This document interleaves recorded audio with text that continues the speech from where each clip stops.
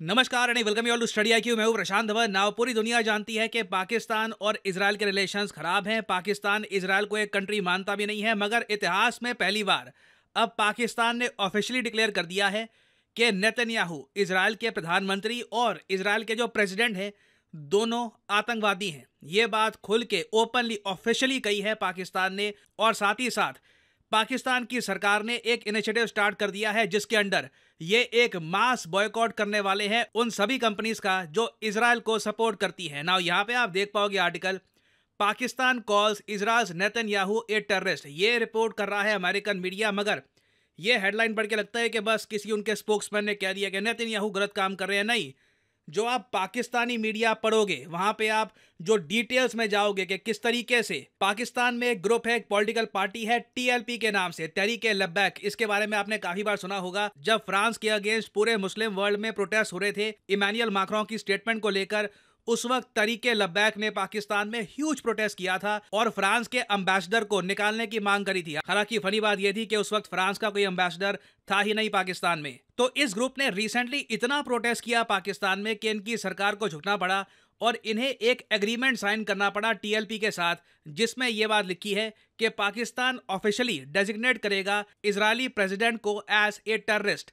सिर्फ इतना ही नहीं, पाकिस्तान लेबल करेगा नेतन्याहू को एज ए टेररिस्ट और दुनिया भर के बाकी देशों को भी कहेगा कि इजराइल के प्रधानमंत्री को आप ऑफिशियली एक आतंकवादी डिक्लेयर कर दीजिए। और उसके आगे यहाँ पे आप देख पाओगे पाकिस्तान ने अब एक कमेटी भी बना दी है। अगेन मैं कहूँगा ये सब ऐसा नहीं है कि कुछ रैंडम स्टेटमेंट्स है, पहली बार पाकिस्तान की गवर्नमेंट ये सब ऑफिशियली कर रही है। तो पाकिस्तान ने एक कमेटी बना दी है जो आइडेंटिफाई करेगी और बॉयकॉट करेगी उन बिजनेसेस को जो इजराइल को सपोर्ट कर रहे हैं। इसमें कई मेजर ब्रांड्स आ सकते हैं जैसे कोका कोला, मैकडॉनल्ड्स। तो पाकिस्तान की जो इकोनॉमी है उस पर भी इससे एक बड़ा इंपैक्ट आ सकता है। नाउ डिस्कस करते हैं इस टॉपिक को इन डेप्थ, मगर आगे बढ़ने से पहले आपके लिए इंपॉर्टेंट मैसेज।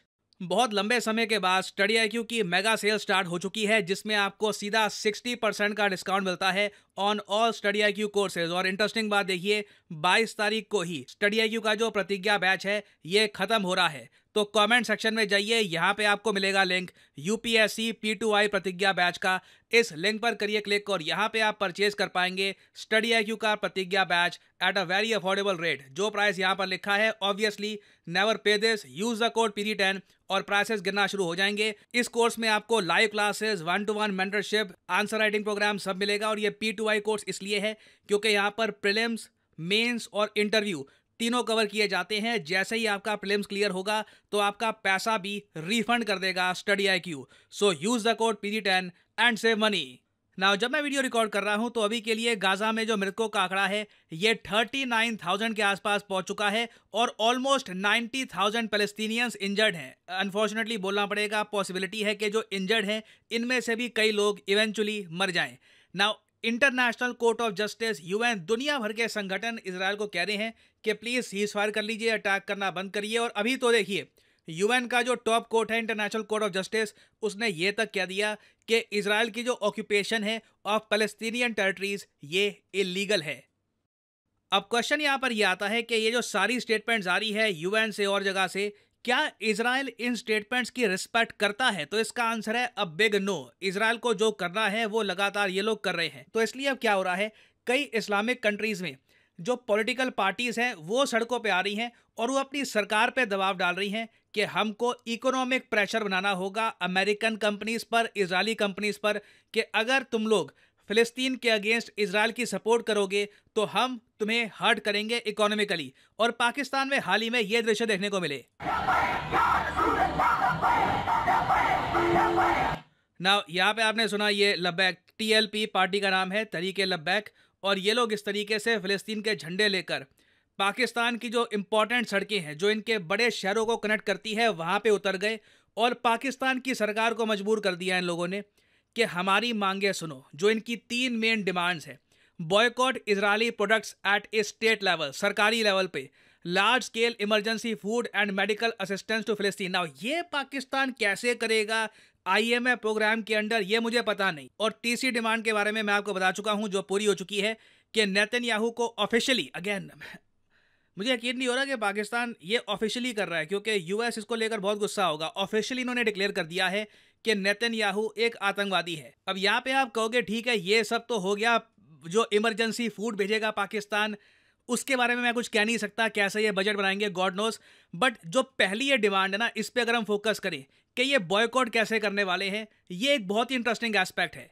पहली बार मैं देख रहा हूं कि बॉयकॉट में टेक्नोलॉजी का यूज किया जा रहा है। देखो, एक आदमी है, उसको बॉयकॉट करना है इजरायली प्रोडक्ट्स को, कैसे करेगा? उसको पता ही नहीं कि कौन सा प्रोडक्ट है वहां पे इजराइल की इन्वॉल्वमेंट है, इजराइल वहां पे कुछ रॉ मटेरियल देता है। क्योंकि अगेन जो ये बॉयकॉट की बात कर रहे हैं, ये डीप बॉयकॉट होगा। बात सिर्फ ये नहीं है कि इजरायली कंपनी से परचेजिंग नहीं करनी, वो तो रिलेटिवली ईजी है क्योंकि इजराइल की इतनी सारी कंपनीज है नहीं कंज्यूमर गुड सेक्शन में। मेन ये लोग चाहते हैं कि चाहे रॉ मटेरियल हो या फिर वो कंपनी अगर मान लो कंप्लीटली अमेरिकन है मगर इजराइल की निंदा नहीं कर रही, इजराइल के समर्थन में है, तब भी उस कंपनी के अगेंस्ट ये बॉयकॉट अरेंज करवा रहे हैं।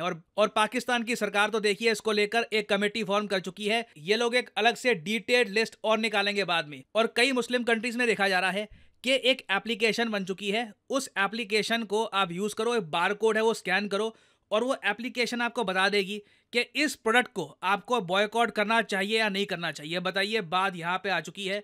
और कई कंपनीज हैं इंटरनेशनली जो इसका इकोनॉमिक प्रेशर भी फेस कर रही है ना। इससे होगा क्या, मैं आपको बताता हूँ। आपने एक मिनट के लिए ये नहीं सोचा कि पाकिस्तान की सरकार लंबे समय तक इस प्रेशर को, तहरीके लब्बैक के प्रेशर को रेजिस्ट क्यों कर रही थी? आंसर बहुत ही सिंपल है। अब पाकिस्तान की सरकार दबाव में आकर बॉयकॉट वगैरह सब कर देगी, मगर इससे पाकिस्तान में जो थोड़ी बहुत जो कुछ इन्वेस्टमेंट आनी थी वो भी अब नहीं आएगी। क्योंकि जो ये मेजर कंपनीज हैं ये जॉब्स क्रिएट करती हैं, मैन्युफैक्चरिंग करती हैं, इंडस्ट्रियलाइजेशन में हेल्प करती है। तो इन दी एंड देखिए पाकिस्तान की इकोनॉमी को इससे लॉस ही होने वाला है। और देखना ये होगा कि पाकिस्तान जो एक ह्यूज पॉपुलेशन वाला कंट्री है, अपने आप में 22 करोड़ की आबादी कम नहीं होती, क्या पाकिस्तान के बॉयकॉट से कुछ असर पड़ेगा या नहीं पड़ेगा? क्योंकि पाकिस्तान की आबादी तो बड़ी है मगर परचेजिंग पावर यहाँ पे बहुत ज़्यादा कम है। तो आने वाले समय में देखिए ये टॉपिक बहुत न्यूज़ में रहने वाला है। कुछ अपडेट्स आती हैं तो मैं आपके लिए बाद में अपडेटेड वीडियो ले आऊँगा। फाइनली आपसे पूछूंगा एक क्वेश्चन ये है कि वाघनख छत्रपति शिवाजी महाराज का एक आइकॉनिक वेपन जो ये टाइगर क्लॉ है, जिसका उन्होंने यूज़ किया था अफजल खां को मारने में, आपको बताना है कि हाल ही में ये वापस भारत में लाया गया। किस देश से, किस देश में ये था, वहाँ से इसे वापस भारत में लाया गया। ये है यहाँ पे आपकी ऑप्शंस, इटली, फ्रांस, यूके या फिर यूएसए। कमेंट सेक्शन में करिए उत्तर। जो लोग सही आंसर देंगे उनकी कमेंट को मैं हार्ट दे दूंगा ताकि बाकी लोग समझ पाए कि सही आंसर क्या है। और इसी नोट के साथ यह है वीडियो का। Thank you for listening and as I always say, may the gods watch over you.